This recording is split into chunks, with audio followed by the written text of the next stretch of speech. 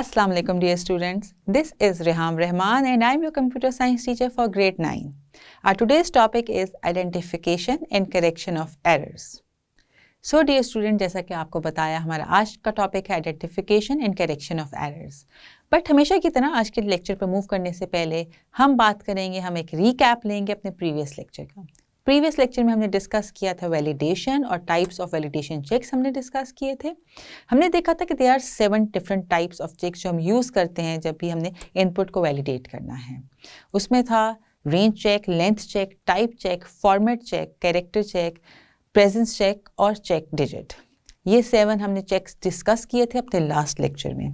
आज हम बात करेंगे identification and correction of errors की, कि जब हमें आइडेंटिफाई हो जाएंगे एरर्स और जब आइडेंटिफिकेशन के बाद हम उसकी करेक्शन कैसे करेंगे. जब भी कोई एल्गोरिदम जो हम वेरिफिकेशन के प्रोसेस में फेल हो जाता है, जब हम वेरिफिकेशन के प्रोसेस में होते हैं और हमारा डेवलप किया हुआ एल्गोरिदम उस पर फुलफिल नहीं होता, फेल हो जाता है, तो it is very important to identify the root cause of the failure. बहुत ज़रूरी है हमारे लिए ये जानना कि आखिर वो क्या वजह है जिसकी वजह से हमारा जो एल्गोरिदम है वो फेल हो गया, उसने फंक्शन परफॉर्म नहीं किया जो हम चाह रहे थे.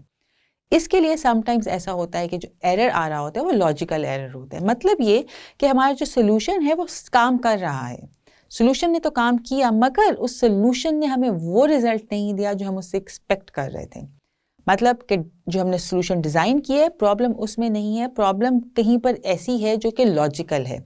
सोल्यूशन ठीक चल रहा है मगर रिज़ल्ट वो नहीं आ रहा जो हमें रिक्वायर्ड था. तो कहीं पे लॉजिकल एरर आया है कोई, कि जिसकी वजह से हमारा रिज़ल्ट जो था वो डिज़ायर्ड रिज़ल्ट नहीं था, वो एक्सपेक्टेड रिज़ल्ट नहीं मिला, हमें एक अनएक्सपेक्टेड सा रिज़ल्ट आ गया बट हमारे सोल्यूशन ने काम किया है. सो इनको हम कहते हैं जहाँ पे लॉजिकल एरर्स आ जाते हैं. फॉर एग्जाम्पल हम एक एग्जाम्पल लेते हैं कि हमें अपने स्कूल की क्रिकेट टीम के लिए स्टूडेंट्स रखने हैं और रिक्वायरमेंट ये है कि जो स्टूडेंट्स की हाइट है वो 144 सेंटीमीटर और 164 सेंटीमीटर्स के दरमियान की हो. 144 सेंटीमीटर से 164 सेंटीमीटर तक की हाइट को हम कंसिडर कर रहे हैं, वैलिड कर रहे हैं कि इतनी हाइट के और इसके बीच की हाइट के स्टूडेंट्स जो हैं वो हमारी क्रिकेट टीम का पार्ट बन सकते हैं. अब हमने चेक करना है कि कितने स्टूडेंट्स हैं जो इस हाइट, इस रेंज में जो हमने दी है उसमें फॉल करते हैं और उसको काउंट करना है. इसके लिए हमने एक एल्गोरिदम डेवलप किया है. Let's have a look on that algorithm. सबसे पहले अगर आप रिकॉल करें हमने किस तरह किन स्टेप्स को फॉलो करते हुए अपना एल्गोरिदम डेवलप करते थे. सबसे पहले हमने स्टेप नंबर 1 में अपना एल्गोरिदम किया स्टार्ट. हमने स्टार्ट की नोटेशन से हमेशा स्टार्ट करते हैं अपने एल्गोरिदम को. हमने लिखा start. Then in the second step हमने एक इनपुट नहीं ली यूज़र से, हमने कर दिया सेट काउंट टू 0. हमने सेट किया है काउंट को. काउंट हमने एक पर्टिकुलर नेम लिया है और उस नेम से हमने अपनी स्पेस हम ऑक्यूपाई करेंगे कंप्यूटर मेमोरी में और इस काउंट को हमने इक्वल कर दिया है 0 को. मतलब कि अभी काउंट में क्या वैल्यू है, अभी काउंट में वैल्यू है 0. Then in the third step हमने सेट किया ऑल हाइट. जो जितनी भी हमने हाइट्स हैं उनको हमने नाम दिया ऑल हाइट और ऑल हाइट में हमने वैल्यूज़ डाल दी हैं हमने ब्लॉक ब्रैकेट्स के अंदर 154, 140, 155, 164, 144, 166, 160 एंड 143. ये वैल्यूज़ हमने एंटर करवा दी हैं, सेव करवा दी हैं ऑल हाइट में. Then in the fourth step हमने किया है for each height in the list all height. हमने हर हाइट को एक, हमने जो लिस्ट डेवलप की ऑल हाइट के नाम से उसमें से एक वैल्यू हमने उसको असाइन कर दी है. अब फिफ्थ स्टेप में हमने कंडीशन लगाई है. हमारे पास कंडीशन क्या थी, हमने ये चेक करना था कि जो हाइट है स्टूडेंट की वो 144 से 164 सेंटीमीटर्स में होनी चाहिए. हमने एक कंडीशन लगाई कि if height is greater than 144 and height is less than और equal to 164 then set count to count plus 1. अगर तो जो हाइट है, हमने जो कंडीशन जो हमारी कह रही है उसमें ये है कि जो हाइट है उसकी वैल्यू अगर 144 से ज़्यादा है और उसकी वैल्यू 146 से कम या उसके इक्वल है तो हमने जो काउंट लगाया था जिसमें हमने इनिशियली 0 वैल्यू ऐड की थी उसमें हमने +1 कर देना है. Then in the sixth step हमने जो आउटपुट देनी है वो हमने काउंट को डिस्प्ले कर देना है. इन द लास्ट स्टेप हमेशा की तरह हमने स्टॉप करके अपना जो हमने एल्गोरिदम है उसको एंड कर देना है. ये हमने एक एल्गोरिदम डेवलप किया. क्या आपको पता चल रहा है कि इस एल्गोरिदम में क्या लॉजिकल एरर आ रहा है? ज़रा गौर से देखें. प्रॉब्लम स्टेटमेंट को देखिएगा कि प्रॉब्लम स्टेटमेंट में कहा क्या गया था। प्रॉब्लम स्टेटमेंट में हमें रिक्वायर्ड था कि हमने ऐसे स्टूडेंट्स को काउंट करना है, ऐसे स्टूडेंट्स को क्वालिफाइड कंसिडर करना है जिनकी हाइट 144 सेंटीमीटर से 164 सेंटीमीटर के दरमियान की हो, मतलब 144 से इक्वल या 164, इन 2 डिजिट्स में हमारी जो हाइट फॉल करेंगी वो क्वालिफाइड स्टूडेंट्स हैं।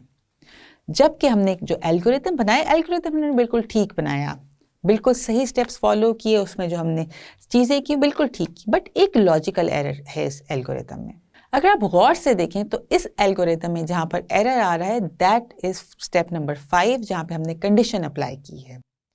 अब हमने यहाँ पे जो कंडीशन लिखी है उसके अकॉर्डिंग हमें सिर्फ वही हाइट्स काउंट कर रहे हैं जिनकी हाइट 144 से ज़्यादा है और 164 से कम या इक्वल है।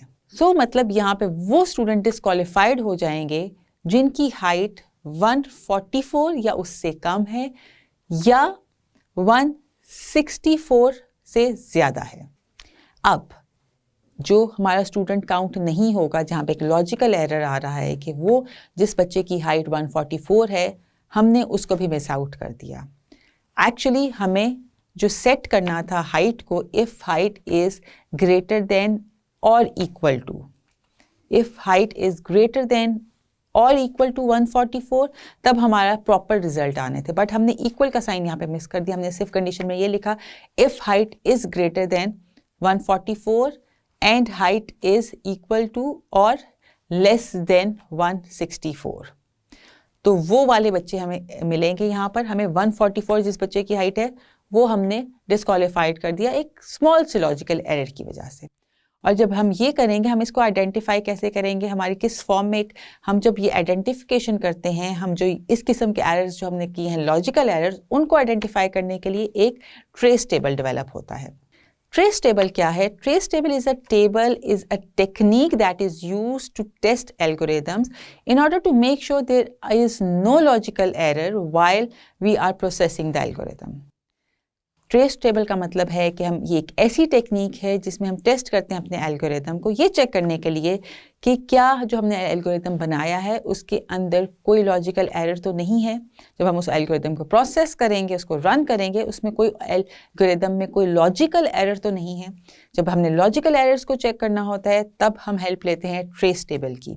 इस टेक्निक को हम यूज़ करते हैं ताकि हम आइडेंटिफाई कर सकें लॉजिकल एरर्स। हमारा एल्गोरिथम तो ठीक बना है बट हमने उसमें कहीं पे छोटी सी लॉजिकल मिस्टेक कर दी है। उन लॉजिकल मिस्टेक्स को आइडेंटिफाई करते हैं हम थ्रू ट्रेस टेबल। ये ट्रेस टेबल कैसे डेवलप होता है? इसमें हम मल्टीपल रोज और कॉलम्स के थ्रू इसको डेवलप करते हैं, जहाँ पर जो ईच कॉलम है वो बता रहा है डेटा का नाम कि आपने किस नेम से डेटा एंटर हो रहा है, और जो ईच रो है वो बताती है वो सारी वैल्यूज़ ऑफ डेटा जो हर स्टेप पे एंटर की जा रही हैं। इस टेबल को हम बनाते हैं कॉलम्स और रोज़ की मदद से।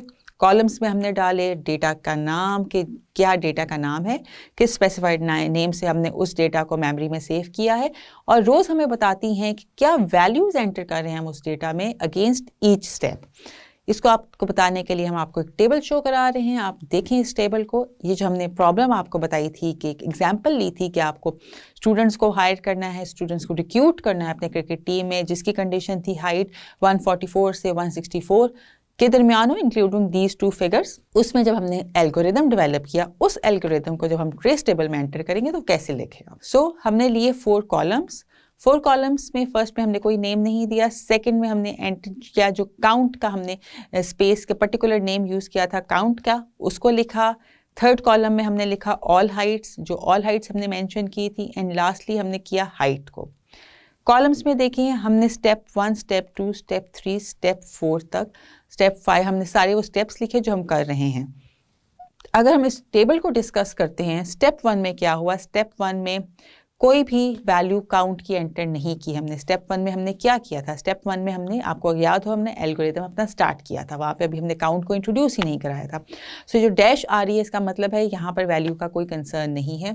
स्टेप 1 में हमने कोई वैल्यू ही नहीं ली हुई थी, तो काउंट में हमने डैश कर दिया, हाइट भी डैश है और ऑल हाइट्स भी डैश हैं, बिकॉज स्टेप 1 हमारा था start of the algorithm. Step 2 में हमने सेट की थी काउंट की वैल्यू 0, इसलिए हम स्टेप 2 में हमने जो काउंट है उसमें हमने लिखा है 0। ऑल हाइट्स हमने अभी इंट्रोड्यूस नहीं कराई थी और हाइट्स भी इंट्रोड्यूस नहीं कराई थी, इसलिए उधर आ गया डैश। स्टेप 3 में अगर आप देखें तो काउंट की वैल्यू को हमने टच नहीं किया, काउंट को हमने कुछ नहीं किया, काउंट में हमने रहने the space. Next all column all Heights में हमने लिख दी वो सारी हाइट्स जो हमने एंटर की थी अपने एल्गोरिदम में, 154, 140, 155, 164, 144, 166, 160 एंड 143। ये सारी हाइट्स हमने मेंशन की और लास्ट वाले कॉलम हाइट्स पे हमने कुछ नहीं किया बिकॉज अभी हमने हाइट्स को इंट्रोड्यूस नहीं किया इस स्टेप पर। नेक्स्ट स्टेप, स्टेप नंबर 4 में काउंट्स को कुछ नहीं किया, ऑल हाइट्स को कुछ नहीं किया। हाइट में अब हमने यहाँ पे चेक किया वो जो कंडीशन हमने अप्लाई की थी कि क्या जो हमारी जो हाइट है that is greater than 144 and less than और इक्वल टू 164। उसको चेक करते हुए हमने पहली वैल्यू अपनी ऑल हाइट की लिस्ट में चेक की जो कि थी 154, वो मैच कर गई, हमने शो कर दी उसको हाइट के अंदर, हाइट के कॉलम में हमने उसको एंटर कर दिया। नेक्स्ट स्टेप हमने स्टेप नंबर 5 की तरफ मूव किया। स्टेप नंबर 5 क्या था कि हमने जो काउंट की वैल्यू थी, अगर तो कंडीशन ट्रू हो जाती है, काउंट की वैल्यू में हमने +1 कर देना है। काउंट की वैल्यू +1 हो गई, पहले वो 0 था तो अब काउंट हो गया हमारे पास 1। फर्दर 2 कॉलम्स में हमने कुछ नहीं करना उस स्टेप के अकॉर्डिंग। फिर क्योंकि हमारी कंडीशन को हमने चेक करना है जितनी भी लिस्ट है उन सारे डिजिट्स को, तो स्टेप नंबर 4 स्टेप नंबर 5 अब रिपीट में चलेगा।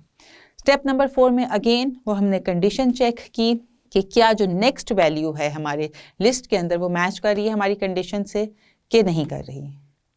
सो अब हमने यहाँ पर चेक की जो हमारी नेक्स्ट वैल्यू है वो क्या है, वो है 140। 140 हमने हाइट की कॉलम में लिख दिया। अब हम नेक्स्ट 5 स्टेप पर आएंगे अगेन और कंडीशन को चेक करेंगे क्या जो हमने वैल्यू थी 140 जो हमने स्टोर की हाइट में अंदर, अब वो मैच कर रही है हमारी दी हुई कंडीशन से कि नहीं। ऑब्वियसली नहीं कर रही बिकॉज 140 जो है इट्स लेस देन 144, तो उसको हम जब फॉल्स हो जाएगी कंडीशन तो हम काउंट में +1 नहीं करेंगे, यहाँ पे काउंट की वैल्यू रहेगी 1। इसी तरह ये नेक्स्ट स्टेप पर मूव करेगा। नेक्स्ट स्टेप पर हम जाएंगे तो अगेन हम जो नेक्स्ट वैल्यू हमने लिस्ट में लिखी हुई थी दैट इज़ 155 उसको चेक करेगा। 155 आ गई वैल्यू हाइट के अंदर, जब हमने काउंट चेक करना है तो 155 की जो वैल्यू है वो कंडीशन पर पूरी उतर रही है, that is this value is greater than 144 and less than और इक्वल टू 164। सो ये बीच में फॉल कर रही है, इसलिए हमारे पास अब काउंट की वैल्यू हो जाएगी 2, हमने काउंट में ऐड कर दिया 1। इस तरह से हमने सारा ट्रेस टेबल बना दिया अपने एल्गोरिदम का और इस ट्रेस टेबल को यूज़ करते हुए हम चेक कर लेंगे कि हमारा लॉजिकल एरर कहाँ पर आया है। जब हम बात करते हैं आइडेंटिफिकेशन की, तो आइडेंटिफिकेशन के लिए ज़रूरी भी है कि हम जो है कभी कभी इनवैलिड डेटा जानकर एंटर करें ताकि हम देखें कि अगर तो हमारे पास इनवैलिड डेटा हमने एंटर किया है तो उसको क्या हमारा सिस्टम उसको रेक्टिफाई कर रहा है, उसको आइडेंटिफाई कर रहा है कि नहीं कर रहा। हमने लॉजिकल एरर्स की तो बात की थी और उसको हम थ्रू ट्रेस टेबल कर सकते हैं चेक, बट हमने जब वैलिड डेटा ही नहीं एंटर किया उसको हम कैसे करेंगे। उसके लिए हम लगाते हैं इनवैलिड टेस्टिंग का सिस्टम कि जब हमने यूज़र ने एक इनवैलिड डेटा एंटर किया उसको टेस्ट करना बहुत ज़रूरी है एल्गोरिदम का। जब सारी चीज़ें स्मूथली एंटर की हुई हैं तब तो it's not a big deal, आपका सिस्टम बहुत अच्छे से रन कर रहा है, एल्गोरिदम प्रॉपर्ली वर्कआउट कर रहा है। बट जहाँ पे आपने इनवैलिड डेटा आ गया वहाँ पर आपने कैसे आपका जो एल्गोरिदम है वो रिएक्ट करेगा, आपका सिस्टम कैसे रिएक्ट करेगा, उसको हैंडल करना gracefully it's very important. For example आपने एक एल्गोरिदम रिक्वायर है बनाना जिसमें आपने अपनी एज एंटर करनी है इन नंबर ऑफ डेज में आपने अपनी एज एंटर करनी है, बट आप एंटर कर देते हैं अपनी date of birth as an input, तो वो जो एल्गोरिदम है that will not work properly. वो एल्गोरिदम से आपका जो फॉर्मेट है वो मैच नहीं कर रहा, वो वहाँ पर प्रॉब्लम आएगी क्योंकि रिक्वायर्ड था आपने नंबर ऑफ डेज एंटर करने अपनी एज में, बट आप क्या एंटर कर रहे हैं, आप अपनी डेट ऑफ बर्थ एंटर कर रहे हैं वहाँ पर।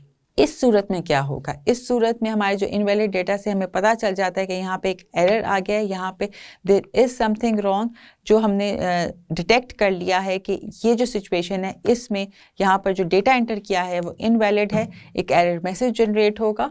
और ये वाली हमारे जो हम डिटेक्शन कर रहे हैं इससे क्या हेल्प आउट होता है, इससे हेल्प होती है हमें मिलती है अपने जो हमने सिस्टम डेवलप किया, हमने जो सोल्यूशन डेवलप किया उसको प्रॉपर इम्प्रूव करने में।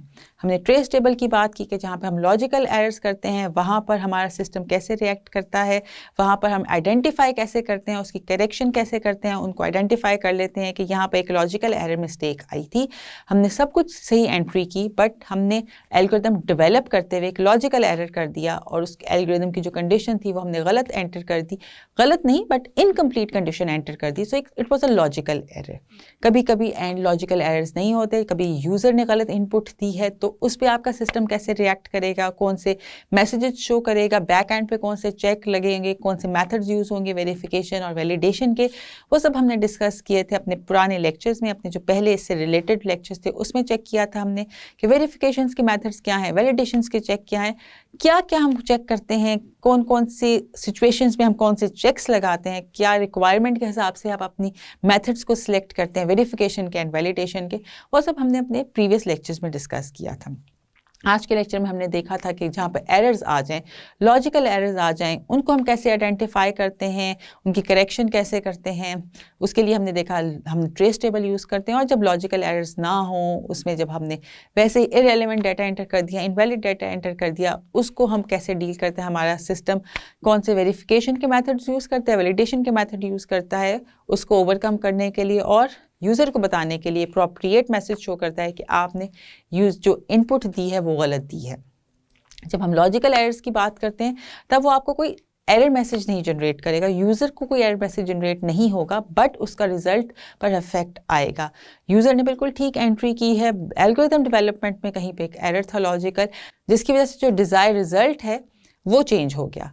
वेयर एज जब डेटा ही इनवैलिड एंटर करेंगे तो आपको एक प्रॉपर एरर मैसेज जनरेट होगा, पीछे लगे हुए चेक्स को जो आपका सिस्टम है वो कंपेयर करेगा यूज़र की इनपुट से और फिर आपको एक प्रॉपर एरर मैसेज जनरेट होगा कि आपने इनपुट गलत एंटर की है, kindly re enter it. So dear students, ये तो था हमारा आज का लेक्चर।